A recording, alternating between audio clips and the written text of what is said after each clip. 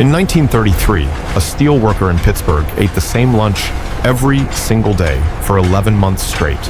2 slices of white bread, a thin smear of yellow mustard. That was it. No meat, no cheese, no vegetables, just bread and mustard. And on the days when the mustard ran out, it was just bread. His name was Walter Kowalski. He weighed 140 pounds. He worked 12-hour shifts, moving molten steel. And he never missed a single day of work. Not because he wasn't hungry, because he had 4 children at home who were hungrier than he was. Today, most Americans would call what Walter ate a punishment. In 1933, it was called Tuesday. We are counting down 22 sandwiches that kept an entire generation alive during the worst economic collapse in American history.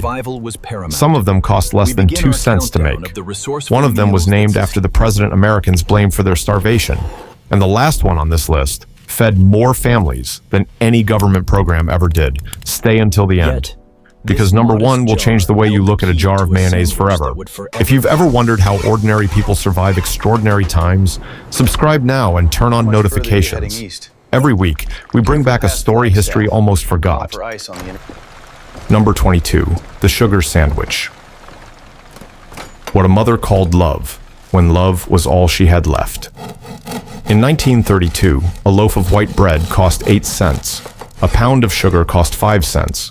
And in rural kitchens across the American South and Midwest, when there was nothing else, there was always the sugar sandwich, 2 slices of white bread, a thin layer of butter or margarine, if there was any, a generous press of white sugar between the slices until it partially dissolved into the bread. That was lunch. That was what millions of American mothers wrapped in wax paper and placed in their children's hands before school. Here's the detail that stops people when they hear it. Some of those children remembered the taste 60 years later. Not as a bad memory, as a good one, because it was sweet, and because their mother had made it. A child growing up in 1933 didn't know they were poor. They knew their mother woke up before them, stood in a cold kitchen, and made them something. That something happened to be sugar on bread, but it was made with hands that loved them, and 60 years later, that's what they remembered. Number 21, the ketchup sandwich. The sandwich that told you everything about what hunger does to a kitchen. When the cupboard was empty, except for a half-finished bottle of Heinz ketchup, American mothers spread it thick between 2 slices of white bread and called it lunch. A bottle of Heinz cost 14 cents in 1934. 1 bottle made a week of lunches. The bread absorbed the sweetness, the salt, and the vinegar of the ketchup until it tasted, almost, like a meat sandwich. Without the meat. Here's what most people don't know. Children in schoolyards from Detroit to Atlanta traded ketchup sandwiches with each other. Not because they were ashamed, because some kids had mustard sandwiches and some had ketchup sandwiches, and trading was how you got variety. That was the economy of a Depression-era lunch table. No meat, no cheese, just condiments and ingenuity. And the mothers who made these sandwiches never described themselves as struggling. They described themselves as managing. Number 20, the mustard sandwich, the most honest meal in America. French's mustard arrived in American homes right when it was needed most. A jar cost 10 cents in 1932 and lasted for weeks. 2 slices of white bread, a thin yellow stripe of French's across both slices, salt and pepper. That was the entire recipe. The mustard was sharp enough to wake up a tired tongue, salty enough to feel like real food. Factory workers from Cleveland to Birmingham carried these in tin lunch buckets. They ate them in 20 minutes and went back to 10 more hours of labor. Here is the human detail that changes everything about this sandwich. A foreman at a steel plant in Ohio wrote in his personal journal in 1934 that he watched his men eat mustard sandwiches at the lunch break for 3 months straight. Not one of them complained. Not one of them asked for anything else, because complaining required energy they couldn't afford to spend. The mustard sandwich made no promises, and it kept everyone it made. Number 19, the onion sandwich. The sandwich that built the American working class. Raw onion on bread, that is the whole sandwich. A medium onion cost 3 cents at a roadside stand in 1933. Sliced thin, salted heavily, pressed between 2 slices of bread, spread with whatever margarine was available. The bite of the onion filled the mouth completely. The salt drew out the water and softened the sharpness as you chewed. A woman in West Virginia wrote in her diary in 1934 that she ate an onion sandwich for dinner 4 nights in a row, and she wrote that she was grateful for every single bite. Not because it tasted good, because it existed. That is the sentence that defines an entire decade of American history. Grateful for an onion sandwich. Number 18, the banana sandwich. The sandwich Elvis never forgot, and neither did anyone else. Bananas were one of the cheapest fruits at the American grocery store throughout the 1930s, 3 for a dime, sometimes less. Mothers learned to mash them, sweeten them slightly with sugar, and spread them between 2 slices of white bread with a thin layer of mayonnaise underneath. Here's the fact that nobody expects. The mayonnaise underneath wasn't an accident. The fat from the mayonnaise coated the mouth. The banana provided the sweetness, and together they created enough caloric density to keep a child moving until dinner. Depression-era mothers didn't know the science. They knew the results. Elvis Presley grew up eating a fried version of this sandwich. He ate it his entire life, through fame and wealth and everything that came with it. Because some foods are not just food, they are the taste of the kitchen you came from. And that taste never leaves you. Number 17, the cucumber sandwich. The summer miracle that appeared from the garden. This was not the delicate cucumber sandwich of British high society. This was survival. Cucumbers grew like weeds in every backyard garden plot across America. During the summer months, when the chickens had stopped laying and the salt pork was gone and the money had run out, the cucumber sandwich appeared at lunch and sometimes at dinner. A thick slice of cucumber, freshly pulled from the garden vine. White bread, a smear of mayonnaise, or just salt and vinegar. The cucumber was cool and watery on a 100-degree afternoon. The bread was soft. The salt did the work of making the whole thing taste like a meal. Children ate them in shaded yards. Mothers ate them standing at the kitchen sink. Here is what makes this sandwich remarkable. It appeared in June. It disappeared in September when the garden stopped producing. And every single year, when June came around again, it reappeared on tables across rural America like a reliable old friend. A sandwich with a season. A meal that arrived on schedule, even when nothing else did. Number 16, peanut butter and pickle sandwich. Jump. The combination that sounds wrong until you understand why it works. Peanut butter was the cheapest source of protein on an American grocery shelf. A pound jar cost 25 cents in 1935. Pickles came from canning jars that mothers had put up in August. Spread thick peanut butter on 1 slice of bread. Lay pickle slices across it. Close it. The contrast was startling at first bite and addictive after the second. Here's the food science that Depression-era mothers discovered by accident. The salt and acid of the pickle cut directly through the heavy fat of the peanut butter and balanced the entire sandwich into something that worked better than either ingredient alone. Food scientists confirmed this decades later. Depression mothers discovered it in 1933 because they had nothing else to put in the sandwich. Textile. Workers in North Carolina ate these every day for years. Children took them in lunchboxes. Almost nobody under 60 has tasted one today. That is an enormous loss that nobody bothered to grieve. Number 15, the tomato sandwich. The summer miracle that cost almost nothing and tasted like everything. A thick slice of ripe red tomato, warm from the garden vine. White bread, a thin layer of mayonnaise, salt, black pepper. You had to eat it standing over the sink because the tomato juice soaked into the bread within minutes. Tomatoes were free if you grew them, and everyone grew them.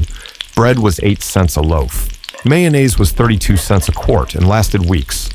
Here is the detail that makes this sandwich extraordinary. Southern grandmothers born in the 1920s still describe this sandwich the way other people describe meals at expensive restaurants, with reverence, with precision. They remember the exact weight of the tomato, the exact moment the pepper hit the back of the tongue, the exact temperature of the bread on a July afternoon. A sandwich that cost less than 2 cents, remembered for 90 years. Number 14, the cinnamon toast sandwich. The smell that meant someone loved you. When children came home from school in 1934 and there was no money for a snack, mothers made cinnamon toast sandwiches. 2 slices of white bread toasted in a cast iron skillet, spread with whatever fat was available, butter, margarine, sometimes bacon grease, sprinkled with cinnamon and sugar, pressed together while still warm. The smell of cinnamon and sugar filling a cold kitchen on a December afternoon was, for an entire generation of American children, the smell of safety. Here's what that meant in practice. A child who walked home in the cold, who had eaten a mustard sandwich at lunch and nothing since, who came through the door into a kitchen that smelled like cinnamon. That child did not feel poor. That child felt taken care of. A small tin of cinnamon cost 10 cents and lasted a year. For 10 cents, a mother could make a cold kitchen smell like Christmas every afternoon for 12 months. That is the most efficient act of love in American culinary history.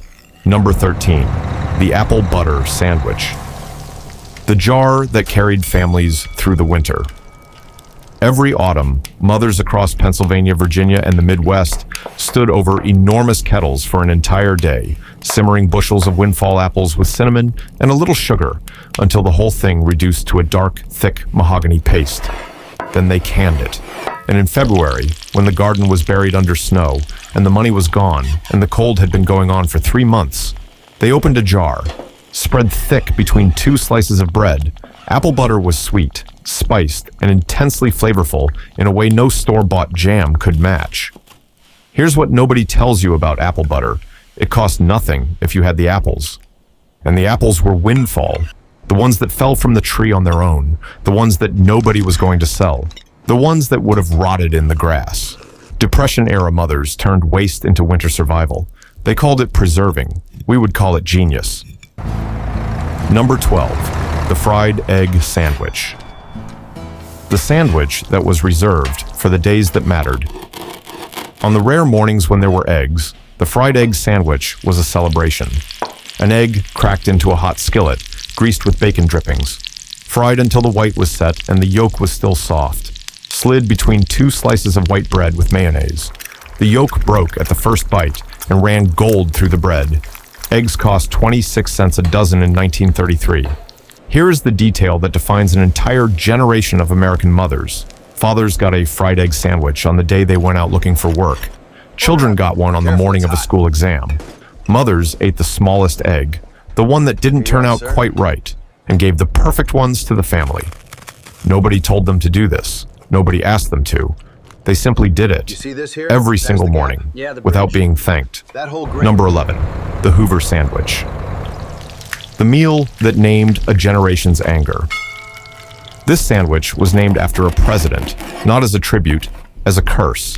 Herbert Hoover's name had become a synonym for poverty, failure, and broken promises by 1931. Shanty towns were called Hoovervilles. Empty pockets turned inside out were called Hoover flags.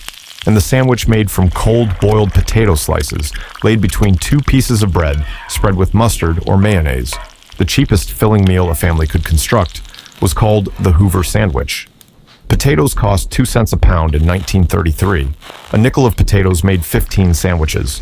Men ate them in soup lines, in factories, on park benches, and every bite came with a quiet, bitter thought about the man whose name was on the sandwich.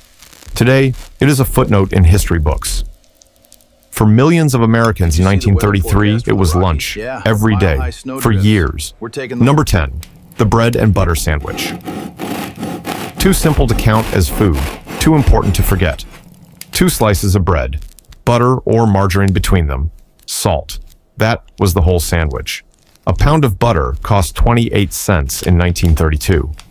Margarine, the cheap substitute that came with a packet of yellow food coloring you had to mix in yourself, cost half that. Spread thick between 2 fresh slices with a pinch of salt or sugar depending on the household. This sandwich fed children in schools, workers in factories, and farmers in fields across the entire country. Here's the detail that changes everything. Margarine in 1932 was sold white, the color of lard, because dairy lobbyists had successfully pushed laws preventing manufacturers from coloring it yellow. Families had to buy a packet of yellow dye separately and mix it in by hand to make it look like butter. An entire country was mixing food coloring into white lard to make their children feel like they were eating something better. That is what dignity looks like when it has almost nothing to work with. Number 9, the molasses sandwich. The sandwich the doctor actually recommended. A spoonful of dark molasses dripped over a slice of bread, topped with a second slice, pressed gently. That was it. Molasses cost 15 cents a quart in 1935 and lasted months. Here is the fact that almost nobody knows. Doctors in the 1930s actively recommended molasses for anemic children because it was one of the cheapest available sources of dietary iron. So when Depression-era mothers fed their children molasses sandwiches, they weren't just keeping them full, they were delivering medicine. The sandwich was sticky and messy, and the molasses seeped through the bread by the time it reached school. But it was sweet, it was filling, and it cost 3 cents to make. Rural Southern families ate thousands of them across the decade. A mother who had nothing to give her child gave them iron, calories, and sweetness. She just called it lunch. Number 8, the cheese and onion sandwich. 3 cents, enough protein to build a steelworker. A slice of American yellow cheese cost about 3 cents in 1934. A raw onion cost less. Together, layered between 2 slices of bread with mustard or mayonnaise, this sandwich was the working man's lunch, from the steel mills of Pittsburgh to the textile mills of Massachusetts. Here's what most people don't know about American cheese in 1934. It wasn't the processed product we know today. It was a standardized blend created specifically to be affordable, reliable, and available to families who couldn't afford cheddar or Swiss. It was engineered for the working class, and the working class built an entire country on it. Some versions were eaten cold. Others were pressed in a hot cast iron skillet until the cheese melted and the onion turned soft and sweet inside. Essentially a Depression-era grilled cheese that predated the modern version by 20 years. American cheese has a bad reputation now. In 1935, it was the most democratic food in the country. Number 7, the fried bologna sandwich. The moment when a thin slice of cheap meat became a hot dinner. Bologna was the meat that made Depression-era lunchboxes possible. A pound cost 19 cents in 1933 and produced a dozen sandwiches. Cold on white bread with mustard, it was a basic lunch. But here is where the magic happened. When mothers fried it first, cut with 2 small notches in the edges so it wouldn't curl, the bologna blistered, browned, and swelled in the center from the heat. The edges crisped, the inside turned juicy, slid between 2 slices of bread with yellow mustard while still hot. It tasted like a proper hot dinner, not a Depression meal, a dinner. That difference between something that felt like survival and something that felt like dignity was worth every extra minute over the skillet. It is still made today, mostly by people over 60 who remember what it meant to have it. Number 6, the liverwurst sandwich. The meat that was almost free and saved thousands of children. Liver was the cheapest meat in any butcher's case in the 1930s, sometimes given away for almost nothing because middle-class customers refused to buy it. Smart butchers ground it with pork fat, seasonings, and onion, packed it into casings, and sold it as liverwurst for about 20 cents a pound. Mothers across the German-American Midwest spread it thick on rye bread with raw onion or mustard and called it lunch.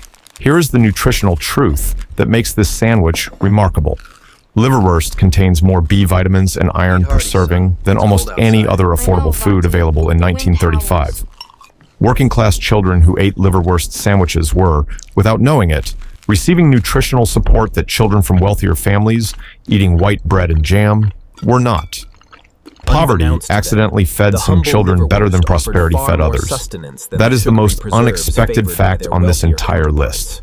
Number 5, the olive nut sandwich. The sandwich that made poverty look like a party.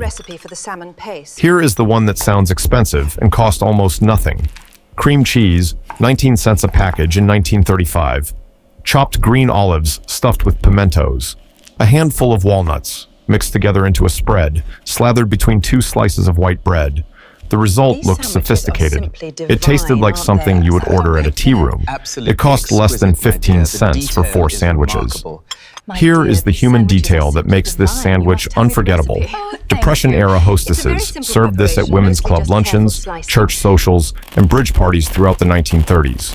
Guests complimented the spread, asked for the recipe. Nobody mentioned the word depression. Nobody needed to. Chopped pecans, it really makes a A difference. woman who could serve an olive nut sandwich at a luncheon was a woman who was managing. And managing in 1933 was the most powerful thing a woman could do. Number 4, the pimento cheese sandwich. The caviar of the South, made for almost nothing. Sharp cheddar grated by hand on a box grater. Mayonnaise, a small jar of chopped pimentos, black pepper, mixed together and spread thick between 2 slices of white bread. Cheddar cost 25 cents a pound. Pimentos came in small jars for 10 cents. The mayonnaise stretched everything together. The result was creamy, sharp, and bright with flecks of red pimento running through orange cheese. Children took them to school. Men took them to work. Church ladies served them with the crusts trimmed at funerals and weddings alike. Here is what nobody outside the American South fully understands. Pimento cheese in the 1930s was not a regional quirk. It was the solution to a specific problem. How do you make a small amount of expensive cheese feed a large number of people with dignity? You extend it with mayonnaise and pimentos. You turn $1 of ingredients into 20 sandwiches. And you serve it so beautifully that nobody asks how you did it. Every grandmother in Georgia, Alabama, and the Carolinas had her own recipe. Every grandchild thought hers was the best. Both things were true. Number 3, the mock chicken sandwich.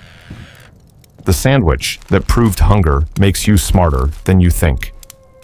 This is the one that reveals how truly brilliant Depression-era cooks really were. When chicken was out of reach, which it almost always was, mothers ground up whatever cheap meat was available. Usually veal trimmings or pork shoulder scraps, mixed with breadcrumbs, broth, a beaten egg, and seasonings, formed into patties and fried. The result tasted remarkably close to chicken croquettes. Slid between 2 slices of bread with mayonnaise and lettuce, the mock chicken sandwich could fool almost anyone. Here is the fact that defines this sandwich. Depression-era women served these at church potlucks and were complimented on their poultry. They said thank you. They did not correct anyone, because feeding your family while protecting their dignity was not deception. It was love. Mock chicken was hope made edible. Then refrigerated lunch meats arrived and erased it completely.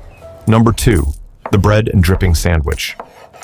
The sandwich that tasted like everything your father ever worked for. Every American kitchen in 1933 had a tin can sitting on the back of the stove, half filled with golden congealed bacon grease. That was Sunday's gift to Monday. That was every piece of bacon the family had ever fried, rendered down and saved. Mothers spread that cold dripping on a slice of bread the way other people spread butter, sprinkled it heavily with salt and pepper, sometimes added a slice of raw onion, closed it with a second slice. The dripping carried the deep, smoky flavor of every breakfast ever cooked in that kitchen.